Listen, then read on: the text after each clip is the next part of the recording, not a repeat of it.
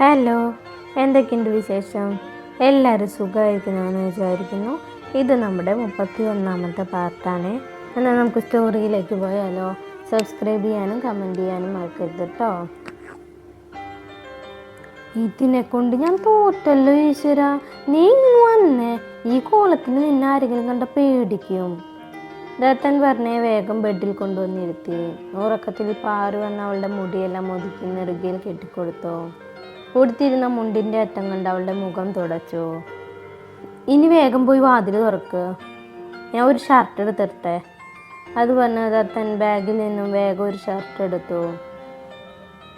അന്തം വിട്ട് കുന്തം വിഴുങ്ങിയ ഭാവത്തിൽ വർണ്ണ ചെന്ന് വാതിൽ തുറന്നു. ചെറിയമ്മയായിരുന്നു അത്. വർണ്ണ എന്താ ഉറങ്ങായിരുന്നോ? അവളുടെ കോലം കണ്ട് ചെറിയമ്മ ചോദിച്ചു. അവൾ അതേ എന്ന രീതിയിൽ തലയാട്ടി. പോയി മുഖമെല്ലാം കഴുകി ഫ്രഷായി വരൂ കുട്ടി, എന്നിട്ട് രണ്ടുപേരും താഴേക്ക് വാ, ഭക്ഷണം കഴിക്കാൻ ഇപ്പം എല്ലാവരും വരും.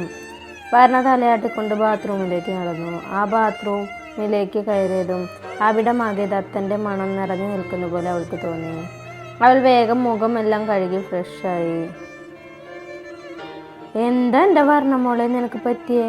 നീ എന്തിനാ ഇങ്ങനെയുള്ള സ്വപ്നങ്ങൾ കാണണേ? മ്ലേച്ഛം, നിന്റെ കാര്യം പൊട്ടെ. പക്ഷെ ദത്തൻ, അവൻ്റെ ഭാഗത്തു നിന്ന് ഒരിക്കലും നീ ഇങ്ങനെ ഒരു റൊമാൻസ് പ്രതീക്ഷിക്കണ്ട. അവനതൊന്നും അറിയില്ല. കഷ്ടായിപ്പോയി. സ്വപ്നമാണെങ്കിൽ നല്ല രസമുണ്ടായിരുന്നു, അതാണെങ്കിൽ മുഴുവൻ കാണാനും പറ്റിയില്ല. അതേക്കുറിച്ച് ഓർക്കുമ്പോൾ ഇപ്പോഴും രോമാഞ്ചിഫിക്കേഷനാണ്. അവൻ ഫ്രഷായി പുറത്തേക്ക് വരുമ്പോൾ ചെറിയമ്മ ദത്തൻ എന്തോ സംസാരത്തിലാണ്. അമ്മയെപ്പോലെയുള്ള ചെറിയമ്മ കുറച്ചുകൂടെ ഓപ്പൺ മൈൻഡഡ് ആണെന്ന് വർണ്ണയ്ക്ക് തോന്നി. മോളിങ്ങ് വന്നേ, ചെറിയമ്മ ചോദിക്കട്ടെ. അവളെ അടുത്തേക്ക് പിടിച്ചിരുത്തി. മോളെന്താ ചെയ്യണേ, പഠിക്കുകയാണോ? ആ അതെ, PG ഫസ്റ്റ് ഇയർ. അപ്പോൾ വർണ്ണയ്ക്ക് നമ്മുടെ ശീലുവിൻ്റെയും ഭദ്രയുടെയും 1-2 വയസ്സേ കൂടുതൽ കാണൂ അല്ലേ? മോളുടെ വീട് എവിടെയാ? വീട്ടിലാരൊക്കെയുണ്ട്? വീട് തൃശ്ശൂരാ. വീട്ടിൽ ദത്തൻ താമസിക്കുന്നതിന് അടുത്ത് തന്നെയാ. വീട്ടിൽ അച്ഛനും അമ്മയും ഒരേട്ടനും ഉണ്ട്. അപ്പം മോൾ ഇവിടേക്ക് ഒരു ദിവസം വീട്ടുകാരെയൊക്കെ വിളിക്ക്, അല്ലെങ്കിൽ വേണ്ട, ഞങ്ങൾ ഒരു ദിവസം അവിടേക്ക് വരാം. ഈ സുന്ദരിക്കുട്ടിയുടെ അച്ഛനെ അമ്മയും ഏട്ടനെ എനിക്കൊന്ന് കാണണം. ചെറിയമ്മ എന്താ പറഞ്ഞേ? സുന്ദരിക്കുട്ടിയോ? അതുപോലെ കുട്ടിയൊക്കെ ഇവളെ കണ്ട കുട്ടിയാണേ തോന്നുന്നു, പക്ഷെ സുന്ദരി ഇന്ന് എന്ത് കണ്ടിട്ടാ പറഞ്ഞേ? വർണ്ണയെ മൊത്തത്തിൽ നോക്കി ആക്കി ചിരിച്ചോണ്ട് ദത്തൻ പറഞ്ഞു. ദേവാ, എൻ്റെ കുട്ടീനെ വെറുതെ കളിയാക്കണ്ടാട്ടാ, നിനക്ക് ഞാൻ നല്ല അടി വെച്ച് തരും. ആ മരത്തല നോക്കി ഒന്ന് കൊടുക്ക് ചെറിയമ്മേ. വർണ്ണ ദത്തനെ നോക്കി കണ്ണുത്തി പറഞ്ഞു. മരത്തല നിന്റെ മറ്റവൻ്റെ, എന്നെ കൊണ്ട് കൂടുതലൊന്നും പറയിപ്പിക്കണ്ട. മതി, രണ്ടും ഒന്ന് നിർത്തിക്കേ. വർണ്ണ ചെറിയ കുട്ടിയാണെന്ന് വെക്കാം, നീയോ ദേവാ കുഞ്ഞ പിള്ളേരെ പോലെ ഇങ്ങനെ തല്ലുകൂടി നടന്നോളൂ. ഇതൊക്കെ ഒരു രസല്ലേ ചെറിയമ്മ? അവനൊരു പുഞ്ചിരിയോടെ പറഞ്ഞു. അയ്യോ, സംസാരിച്ചിട്ട് നേരം പോയതറിഞ്ഞില്ല. നിങ്ങൾ വേഗം താഴേക്ക് വാ, ഞാൻ പാറുമോളെ കൂടെ കഴിക്കാൻ വിളിച്ചിട്ട് വരാം. അത് പറഞ്ഞ ചെറിയമ്മ തിരക്കിട്ട് പുറത്തേക്ക് പോയി. നീ എന്തിനാ അച്ഛനും അമ്മയും ഏട്ടനും ഉണ്ടെന്ന് ചെറിയമ്മോട് കള്ളം പറഞ്ഞേ? അവൾക്ക് നേരെ ബെഡിൽ തിരിഞ്ഞിരുന്നോണ്ട് ദത്തൻ ചോദിച്ചു. അതിന് ഞാൻ കള്ളം പറഞ്ഞില്ലല്ലോ, എനിക്ക് അച്ഛനും അമ്മയും ഏട്ടനൊക്കെ ഉണ്ടല്ലോ. എവിടെ? ദത്തൻ അത്ഭുതത്തോടെ ചോദിച്ചു. എൻ്റെ കൺമുന്നിൽ. എന്തോന്ന്? നിന്റെ കൺമുന്നിൽ ഞാനല്ലടി പൊട്ടി. അവളുടെ തലയിലൊന്ന് കൊട്ടിക്കൊണ്ട് ദത്തൻ പറഞ്ഞു. നീയാണല്ലോ, എൻ്റെ അച്ഛനും അമ്മയും ഏട്ടനും ഒക്കെ നീ തന്നെയാ ദത്താ. എൻ്റെ എല്ലാം നീയല്ലേ. വർണ്ണയുടെ ഭാഗം ദത്തനല്ലേ നീ? അവൾ അവൻ്റെ മുഖം കയ്യിലെടുത്തുകൊണ്ട് ഇടറിയ ശബ്ദത്തിൽ ചോദിച്ചു. ദത്തൻ അവളെ തന്നെ കണ്ണെടുക്കാതെ ഒരു നിമിഷം നോക്കിയിരുന്നു. താഴേക്ക് പോകേണ്ടതല്ലേ, ഞാൻ എൻ്റെ മുടിയൊക്കെ ഒന്ന് ഒതുക്കി കെട്ടി വെക്കട്ടെ. അത് പറഞ്ഞു വർണ്ണ കണ്ണാടിക്ക് മുന്നിൽ ചെന്ന് നിന്നു. ദത്തൻ ബെഡിൽ നിന്ന് എണീറ്റ് തുറന്നു കിടന്ന വാതിൽ അടച്ചിട്ടു. ശേഷം കാറ്റ് പോലെ വന്ന് വർണ്ണയെ പിന്നിൽ നിന്നും പുണർന്നു. അവൻ്റെ ആ പ്രവൃത്തിയിൽ വർണ്ണയെ ഒന്ന് ഞെട്ടി. ദത്തൻ ഇരു കൈകൾ കൊണ്ടും അവളെ തന്നിലേക്ക് ചേർത്ത് പിടിച്ച് അവളുടെ പിൻകഴുത്തിൽ മുഖം ചേർത്ത് നിന്നു. അവളുടെ പുറത്തൊരു നനവ് അനുഭവപ്പെട്ടതും വർണ്ണ ഞെട്ടി തിരിഞ്ഞു. ദത്തൻ്റെ ചുവന്ന കണ്ണുകളിൽ നിന്ന് അവൻ കരഞ്ഞു എന്ന് വർണ്ണയ്ക്ക് മനസ്സിലായി. എന്താ ദത്ത, എന്തിനാ നീ കരഞ്ഞേ? അത് ചോദിക്കുമ്പോൾ വർണ്ണയുടെ കണ്ണുകളും നിറഞ്ഞിരുന്നു. ദത്തൻ മറുപടി പറയാതെ അവളെ തൻ്റെ നെഞ്ചിലേക്ക് ചേർത്ത് പിടിച്ചു. വർണ്ണയെ അവനെ ഇരു കൈകൾ കൊണ്ട് ചുറ്റിപ്പിടിച്ചിരുന്നു. നീ എന്തിനാ പറഞ്ഞ എൻ്റെ ജീവിതത്തിലേക്ക് വന്നേ? ഞാൻ ഈ ലോകത്ത് ഇനി ആരെയും അതിര് കവിഞ്ഞ് സ്നേഹിക്കില്ലെന്ന് വർഷങ്ങൾക്ക് മുന്നേ ഉറപ്പിച്ചതാണ്. പക്ഷെ നീ എൻ്റെ ജീവിതത്തിലേക്ക് വന്നതിന് ശേഷം എല്ലാം മാറി. നീ മാറ്റി. ഇന്ന് ഞാൻ ഏറ്റവും കൂടുതൽ സ്നേഹിക്കുന്നത് നിന്നെയാണ്, ഒരു പക്ഷേ അമ്മയേക്കാൾ കൂടുതൽ, അവൻ മനസ്സിൽ പറഞ്ഞു. ദേവാ! ചെറിയമ്മ വീണ്ടും വാതിൽ തട്ടി വിളിച്ചു. വർണ്ണ അവനെ അകന്നു മാറാൻ നോക്കിയെങ്കിലും ദത്തൻ അതിനെ സമ്മതിക്കാതെ അവളെ ഇറുക്കെ കെട്ടിപ്പിടിച്ചു. ദത്ത, ചെറിയമ്മ വിളിക്കണു, എന്നെ വിട്, ഞാൻ ചെന്നിട്ട് വാതിൽ തുറക്കട്ടെ. ഇല്ല, നിന്നെ വിട്ട് എനിക്ക് പോവാൻ കഴിയില്ല വർണ്ണ. എന്താ ദത്ത പറയണേ? വാതിൽ തുറക്ക്. അവൾ ശക്തിയിൽ ദത്തനെ പിന്നിലേക്ക് തള്ളി. അപ്പോഴാണ് ദത്തൻ സ്വഭാവത്തിലേക്ക് വന്നത് പോലും. അവൻ പെട്ടെന്ന് തന്നെ മുണ്ടിൻ്റെ തലപ്പുകൊണ്ട് മുഖം തുടച്ച് വാതിലിൻ്റെ അരികിലേക്ക് നടന്നു. പിന്നാലെ വർണ്ണയും. വാതിലിൻ്റെ അരികിലെത്തിയതും ദത്തൻ തിരിഞ്ഞ് വർണ്ണയെ ഒന്നുകൂടെ കെട്ടിപ്പിടിച്ചു. അവളുടെ നെറുകയിൽ ഉമ്മ വെച്ച ശേഷം വേഗം വാതിൽ തുറന്നു. ഞാൻ എത്ര നേരമായി പിള്ളേരെ വിളിക്കണു, അവിടെ മുത്തശ്ശി ഓരോന്ന് പറയാൻ തുടങ്ങി, വേഗം വാ. ചെറിയമ്മ വർണ്ണയുടെ കൈ പിടിച്ച് മുന്നോട്ട് നടന്നു. ദത്തൻ അവളുടെ മറ്റേ കൈ പിടിച്ച് നിർത്തി. ചെറിയമ്മ, വർണ്ണ ഇപ്പം വരും, ചെറിയമ്മ നടന്നോളൂ. ഇപ്പം വരാന്ന് നീ കുറേ നേരമായില്ലേ പറയണോ? ഇനി നടക്കില്ല, നീ എപ്പോഴാന്ന് വെച്ചാൽ വന്നോ, ഞാൻ എൻ്റെ കുട്ടീനെ കണ്ടു പോവാ. വർണ്ണയുടെ കയ്യിലെ ദത്തൻ്റെ കൈ വിടിവിച്ച് ചെറിയമ്മ പറഞ്ഞു. പ്ലീസ് ചെറിയമ്മ. ഒരു പ്ലീസും ഇല്ല, മുത്തശ്ശിയുടെ സ്വഭാവം അറിയാലോ. ചെറിയമ്മ വർണ്ണയും കൊണ്ട് താഴേക്ക് നടന്നു. വർണ്ണ പോകുന്ന വഴി ദത്തനെ ഒന്ന് തിരിഞ്ഞു നോക്കി. അവൻ ഡോറിനരികിൽ തന്നെ നോക്കി നിൽക്കാണ്. വർണ്ണ അവനെ ഒന്ന് കണ്ണു ചിമ്മി കാണിച്ച ദത്തൻ്റെ മുഖത്ത് ഒരു പുഞ്ചിരി തെളിഞ്ഞു. വർണ്ണ താഴെ എത്തുമ്പോൾ ഡൈനിങ് ടേബിളിൽ മുത്തശ്ശി, പാർവതി, മാലതി, പപ്പ, ചെറിയച്ഛനും ഇരിക്കുന്നുണ്ട്. അമ്മയും ദർശനയും കൂടെ ഭക്ഷണം കഴിക്കാൻ എടുത്തു വയ്ക്കുന്നുണ്ട്. വർണ്ണ ചെറിയമ്മയെ ചുറ്റിപ്പറ്റി തന്നെ നിന്നു. ഇടയ്ക്ക് പാർവതി അവളെ നോക്കി പേടിപ്പിക്കുന്നുണ്ട്. അത് കണ്ട വർണ്ണ ചെറിയമ്മയുടെ പിന്നിൽ ഒളിച്ചു. ദത്തൻ കൂടെയുള്ളപ്പോൾ മാത്രമാണ് വർണ്ണയ്ക്ക് നല്ല ധൈര്യമുള്ളൂ. ആ സത്യം അവളും അപ്പോഴാണ് തിരിച്ചറിഞ്ഞത്. കുറച്ചു കഴിഞ്ഞാൽ ദത്തനും താഴേക്ക് വന്നു. അവനൊന്നും മിണ്ടാതെ ഒരു ചെയറിൽ വന്നിരുന്നു. അത് കണ്ട് അവൻ്റെ അപ്പുറത്തും ഇപ്പുറത്തുമായി മാലതിയും പാർവതിയും വന്നിരുന്നു. വർണ്ണ അവൻ്റെ അടുത്തിരിക്കാനാണ് അവർ അങ്ങനെ ചെയ്തതെന്ന് അവൾക്ക് മനസ്സിലായിരുന്നു. അതുകൊണ്ട് വർണ്ണയുടെ മുഖത്ത് വലിയ ഭാവവ്യത്യാസമൊന്നും ഉണ്ടായില്ല. അത് പാർവതി ഒന്നുകൂടെ ദേഷ്യം പിടിപ്പിച്ചു. അവൾ വർണ്ണയെ കാണിക്കാനായി ദത്തൻ്റെ പ്ലേറ്റിൽ ഭക്ഷണം വിളമ്പാൻ തുടങ്ങി. എന്നാൽ ഇതൊന്നും തനിക്കൊരു പ്രശ്നമേ അല്ല എന്ന ഭാവത്തിൽ വർണ്ണ നിന്നു. അവരവർക്കുള്ളത് അവരവർ എടുത്തു കഴിച്ചോളും, നിങ്ങളും ഇരിക്കി. മുത്തശ്ശി ഭക്ഷണം വിളമ്പുന്ന അമ്മയെയും ചെറിയമ്മയും ദർശനയും നോക്കി പറഞ്ഞു. നിങ്ങളിരിക്കി. ചെറിയമ്മ ദർശനയോടും വർണ്ണയോടും പറഞ്ഞു. വർണ്ണ മുത്തശ്ശിയുടെ അടുത്തുള്ള ചെയറിലിരുന്നു. അവളുടെ അപ്പുറത്തായി ദർശനയും. ഈ വീട്ടിലെ വലിയ പുള്ളി മുത്തശ്ശിയാണ്. അപ്പം ഈ മുത്തശ്ശിയെ കയ്യിലെടുത്താൽ ഇവിടെയുള്ളവരെയും മറ്റുള്ളവരെയും കൂടെ കുപ്പിയിലാക്കാം. പേടിച്ചിരുന്ന ഒന്നും നടക്കില്ല. അപ്പോൾ മിഷൻ മുത്തശ്ശി സ്റ്റാർട്ട്. വർണ്ണ മുത്തശ്ശിയെ നോക്കി മനസ്സിലോരോന്ന് പ്ലാൻ ചെയ്തു. മുത്തശ്ശി പപ്പടം കഴിക്കുന്നില്ലേ? ആവശ്യത്തിലധികം നിഷ്കളങ്കത വാരി വിതറിക്കൊണ്ട് വർണ്ണ ചോദിച്ചു. ഇല്ല, മുത്തശ്ശി ഗൗരവത്തിൽ പറഞ്ഞു. അതെന്താ? ഇഷ്ടല്ല, മുത്തശ്ശി സ്വരം ഘടിപ്പിച്ച് പറഞ്ഞു. അത് തന്നെ കൂടെ ചേർത്താണ് പറഞ്ഞതെന്ന് വർണ്ണയ്ക്ക് മനസ്സിലായി. പക്ഷെ വർണ്ണ തോറ്റു കൊടുക്കാൻ തയ്യാറായില്ല. ആണോ? അപ്പം ഞാനും മുത്തശ്ശിയും സെയിം ടു സെയിം, എനിക്കും പപ്പടം ഇഷ്ടമല്ല. അവൾ മുത്തശ്ശിയുടെ കയ്യിൽ ചെറുതായി നുള്ളിക്കൊണ്ട് പറഞ്ഞു. മറുപടിയായി മുത്തശ്ശി രൂക്ഷമായി ഒന്ന് നോക്കി.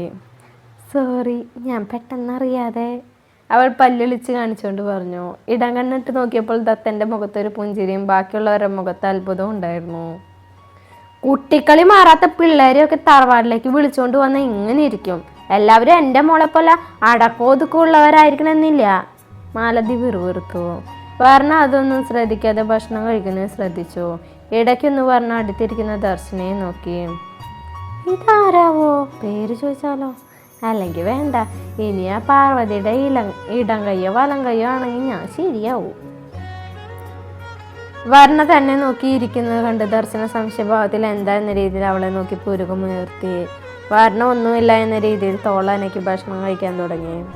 ഭക്ഷണം കഴിച്ചു കഴിഞ്ഞ് വർണ്ണ ചെറിയമ്മയെ ചുറ്റിപ്പറ്റി അടുക്കളയിൽ തന്നെ നിന്നു. അത് കണ്ട് ചെറിയമ്മ തന്നെ നിർബന്ധിച്ച് റൂമിലേക്ക് പറഞ്ഞയച്ചു. റൂമിൽ വരുമ്പോൾ ദത്തൻ ബെഡ് റെസ്റ്റ് ചാരിയിരുന്ന് ആരോട് സംസാരിക്കുകയായിരുന്നു. വർണ്ണ ഡോർ ചാരിയിട്ട് അകത്തേക്ക് വന്നു. ധ്രുവി എന്നാ ശരിടാ, ഞാൻ പിന്നെ വിളിക്കാം. ദത്തൻ കോള് കട്ട് ചെയ്തു പറഞ്ഞ ഓടി വന്ന് അവൻ്റെ അടുത്തിരുന്നു. എൻ്റെ ഡോക്ടറാണോ വിളിച്ചതത്ത? ആണെങ്കിൽ നീ എന്തു പണിയാ കാണിച്ചത്? എനിക്ക് ഫോട്ടോയും കാണിച്ചു തന്നില്ലേ? നിനക്കൊന്ന് ശബ്ദമൊന്നും കേൾപ്പിച്ചു തരായിരുന്നില്ലേ? മിണ്ടാതിരിക്കടേ, അവൾക്ക് വേറൊന്നും ചോദിക്കാനില്ല. പിന്നെ ഞാനെന്താ ചോദിക്കണ്ടേ? ഡോക്ടർ കാണാൻ എങ്ങനെയാ, സുന്ദരനാണോ, റൊമാൻറ്റിക് ആണോ, അതോ നിന്നെ പോലെ അൺറൊമാൻറ്റിക് മണോണാഞ്ചനാണോ? ആരാടി അൺറൊമാൻറ്റിക്? നീ തന്നെ, അല്ലാതെ ആരാ പറഞ്ഞേ ഞാൻ അൺറൊമാൻറ്റിക് ആന്ന്? പറയടി, ആരാ പറഞ്ഞേ? അതൊക്കെ ആരെങ്കിലും പറയണോ? മനസ്സിലാക്കിക്കൂടെ? അവളും പുച്ഛത്തോടെ പറഞ്ഞു. ദത്തൻ അവളെ പൊക്കി തൻ്റെ മടിയിലേക്ക് ഇരുത്തി. അവൾ വിറയാർന്ന ശബ്ദത്തിൽ വിളിച്ചു. എന്താടി? അവളുടെ മുടി മുന്നിലേക്ക് ഇട്ടു പിൻകഴുത്തിന് മുഖം പോയിത്തുകൊണ്ട് ദത്തൻ ചോദിച്ചു. എനിക്ക് പോണം. അവൻ്റെ മടിയിൽ നിന്ന് എണീക്കാൻ ശ്രമിച്ചുകൊണ്ട് വർണ്ണ പറഞ്ഞു. പക്ഷെ ദത്തൻ അതിനെ സമ്മതിക്കാതെ ഇരു കൈകൾ കൊണ്ടും അവളെ ഇടുപ്പിലൂടെ ചുറ്റിപ്പിടിച്ചു. എങ്ങോട്ട് പോണെന്ന് അത് ചോദിക്കുമ്പോഴും അവൻ്റെ മുഖം അവളുടെ പിൻകഴുത്തിൽ ഉരസിക്കൊണ്ടിരുന്നു. വർണ്ണ തൻ്റെ ടോപ്പിൽ ഒരാശ്രയം നോണ് മുറുകെ പിടിച്ചു. പറയടി, എങ്ങോട്ട് പോണെന്നാ? അവൻ വീണ്ടും ചോദിച്ചു. ചെറിയമ്മയുടെ അടുത്തേക്കാ. പ്ലീസ് ദത്ത, ഞാൻ പോവട്ടെ, എന്നെ വിട്. ഞാൻ വിടാം, പക്ഷെ ഞാനൊരു കാര്യം പറഞ്ഞോട്ടേന്നേ. നീ ഇങ്ങനെ തിരക്ക് പിടിക്കാതെ പെണ്ണേ. നീ കുറച്ചു മുമ്പ് എന്തോ പറഞ്ഞല്ലോ, എന്താ അത്? ഞാനൊരു അൺറൊമാൻറ്റിക് മണോണാഞ്ചനാന്ന്. അത് ഞാൻ വെറുതെ പറഞ്ഞതാ, സോറി. അങ്ങനെ പറയല്ലേ എൻ്റെ പൊന്നു ഭാര്യയെ. നിനക്ക് അങ്ങനെ ഒരു സംശയം വന്ന സ്ഥിതിക്ക് അത് തീർത്തു തരേണ്ട എൻ്റെ ഉത്തരവാദിത്തമല്ലേ? വേണ്ട, എനിക്കൊരു സംശയമില്ല. ഇല്ല, ഞാൻ തീർത്തു തരും. ദത്തൻ അവളെ ഒന്ന് ഉയർത്തി തനിക്ക് നേരെ തിരിച്ചിരുത്തി. അവളുടെ കാലുകൾ തൻ്റെ പിന്നിലേക്ക് പിണച്ചു വെച്ച് തന്നിലേക്ക് ചേർത്തിരുത്തി. വർണ്ണ പേടിച്ചു വിറച്ചാണ് ഇരിക്കുന്നത്. അവളുടെ കൈകൾ ദത്തൻ്റെ കഴുത്തിലൂടെ ചുറ്റിപ്പിടിച്ചിട്ടുണ്ട്. ദത്തൻ്റെ കൈകൾ അവളുടെ ഇടുപ്പിലുമാണ്. കാണിക്കട്ടെ? തൻ്റെ മുഖം അവളിലേക്ക് അടുപ്പിച്ചുകൊണ്ട് ദത്തൻ കള്ളച്ചിരോട് ചോദിച്ചു. എന്ത്? ഞാൻ റൊമാൻറ്റിക് ആണോന്ന്? അത് കേട്ടതും വർണ്ണ ആകെ വിയർക്കാൻ തുടങ്ങി. പേടിച്ച് അവളുടെ കണ്ണുകൾ കിടക്കുന്നുണ്ട്. ദത്തൻ അവളുടെ ഇടുപ്പിൽ നിന്നും കൈയെടുത്ത് അവളുടെ ഇരു കവളുമായി പിടിച്ചു. ഞാൻ കാണിക്കാൻ പോവാ, പിന്നെ കണ്ടില്ല കേട്ടില്ല എന്നൊന്നും പറഞ്ഞേക്കരുത്. ദത്തൻ മുഖം അവളുടെ മുഖത്തേക്ക് അടുപ്പിച്ചതും വർണ്ണ കണ്ണുകൊണ്ട് ഇറുക്കി അടച്ചു. കുറച്ചു കഴിഞ്ഞിട്ട് ഒന്നും സംഭവിച്ചില്ല എന്ന് മനസ്സിലായതും വർണ്ണ പതിയെ കണ്ണു തുറന്നു. അവൾ കണ്ണു തുറന്ന അതേ സമയത്ത് തന്നെ ദത്തൻ തൻ്റെ ചുണ്ടുകൾ അവളിലേക്ക് ചേർത്തു. വർണ്ണ ഒന്ന് കുതറി മാറാൻ ശ്രമിച്ചെങ്കിലും ദത്തൻ അവളുടെ പിൻകഴുത്തിൽ ഒരു കൈ കൊണ്ട് പിടിച്ച് ലോക്ക് ചെയ്തു. ദത്തൻ പതിയെ അവളുടെ അധരങ്ങളിലേക്ക് ആഴ്ന്നിറങ്ങി. ഇതുവരെ അനുഭവിച്ചിട്ടില്ലാത്ത പുതിയൊരു വികാരം രണ്ടുപേരിലും ഉയർന്നു വന്നു. ദത്തൻ അധികം വേദനിപ്പിക്കാതെ അവളുടെ അധരങ്ങൾ സ്വന്തമാക്കി. എപ്പോഴും അത് തീവ്രമായി ചുണ്ടുകളെയും കടന്ന് നാവിലേക്ക് ഇറങ്ങി. നാവുകൾ തമ്മിൽ കെട്ടുപിണഞ്ഞതും ഇരുവരും ഉമിനീർ പരസ്പരം കലർന്നു. അതിൽ രക്തത്തിൻ്റെ രുചി അനുഭവപ്പെട്ടു. ദത്തൻ അവളിൽ നിന്ന് അകന്നു മാറാൻ കഴിയാതെ വീണ്ടും വീണ്ടും അവളുടെ അധരങ്ങളിലേക്ക് ആഴ്ന്നിറങ്ങി. വർണ്ണ ശ്വാസം കിട്ടാതെ അവൻ്റെ മുടിയിൽ കോർത്തു വലിച്ചതും ദത്തൻ വേഗം അവളെ സ്വതന്ത്രമാക്കി. വർണ്ണ അവൻ്റെ മടിയിൽ നിന്ന് എണീറ്റ് മാറാൻ നോക്കിയെങ്കിലും ദത്തൻ ശക്തിയോടെ അവളെ തന്നിലേക്ക് ചേർത്ത് പിടിച്ചു. അവസാനം അവൻ തൻ്റെ മേലുള്ള പിടിവിടില്ല എന്ന് മനസ്സിലായതും വർണ്ണ അവൻ്റെ നെഞ്ചിലേക്ക് തലവെച്ച് കിടന്നു. ഇനി പറ, ഞാൻ റൊമാൻറ്റിക് ആണോ? കുറച്ചു നേരത്തെ നിശബ്ദതയ്ക്ക് ശേഷം ദത്തൻ ചോദിച്ചു. വർണ്ണ അവൻ്റെ നെഞ്ചിൽ നിന്നും തല ഉയർത്തി അവനെ നോക്കി പേടിപ്പിച്ചു. ഇങ്ങനെ നോക്കാതെ പെണ്ണേ, ചേട്ടൻ്റെ കൺട്രോൾ പോവും. അതെൻ്റെ കുഞ്ഞാവയ്ക്ക് താങ്ങാൻ പറ്റില്ല. ദത്തൻ അവളുടെ നോട്ടം താങ്ങാനാവാതെ കണ്ണടച്ചുകൊണ്ട് പറഞ്ഞു. വേദനിച്ചോ? അവൻ അവളുടെ ചുണ്ട് തുടച്ചുകൊണ്ട് ചോദിച്ചതും അവൾ അതേന്ന രീതിയിൽ തലയാട്ടി. അതിനേക്കാൾ വേദനിച്ചത് എനിക്കാ. എന്തു വലിയ പെണ്ണിന് വലിച്ചെൻ്റെ മുടിയെല്ലാം പറഞ്ഞു വന്നേനെ. അവൻ മുടി ശരിയാക്കിക്കൊണ്ട് പറഞ്ഞു. സോറി, ഞാൻ പേടിച്ചിട്ട്. കാര്യങ്ങൾ ഇങ്ങനെയാണെങ്കിൽ എൻ്റെ മുടിയെല്ലാം പോവല്ലോ. ഒരു ഉമ്മയ്ക്ക് ഇങ്ങനെ, അപ്പം ബാക്കി കാര്യങ്ങൾ പറയണ്ടല്ലോ. ദത്തൻ അത് പറഞ്ഞു. അവൻ്റെ മുഖത്തൊന്നും കണ്ണെടുക്കാതെ അവനെ തന്നെ നോക്കി. നിനക്ക് എന്താ പറ്റിയ ദത്ത? എന്തു പറ്റാൻ? നിനക്കൊരു മാറ്റം എന്തെങ്ങനെയൊക്കെ എനിക്കൊന്നും മനസ്സിലാവുന്നില്ല. Because I love you more than me. പറഞ്ഞ കേട്ടത് വിശ്വസിക്കാൻ അവളെ തറഞ്ഞിരുന്നു.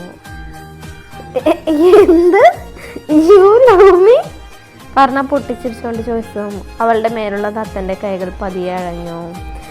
അയ്യോ എൻ്റെ മഹാദേവ, ഇത് പറഞ്ഞ് ചിരിക്കാൻ ഇവിടെ ആരും ഇല്ലാലോ. എന്താടി ഇത്രയ്ക്ക് ചിരിക്കാൻ? ഇവിടെ ആരെങ്കിലും തുണിയില്ലാതെ നിൽക്കുന്നുണ്ടോ? പിന്നെ ചിരിക്കാതെ നിനക്കെന്താ കാര്യമായിട്ട് പറ്റിയിട്ടുണ്ട്? എൻ്റെ ദത്തൻ ഇങ്ങനെയല്ല. അവൾ അവൻ്റെ മടിയിൽ നിന്നും ഇറങ്ങി താഴെ നിന്നു.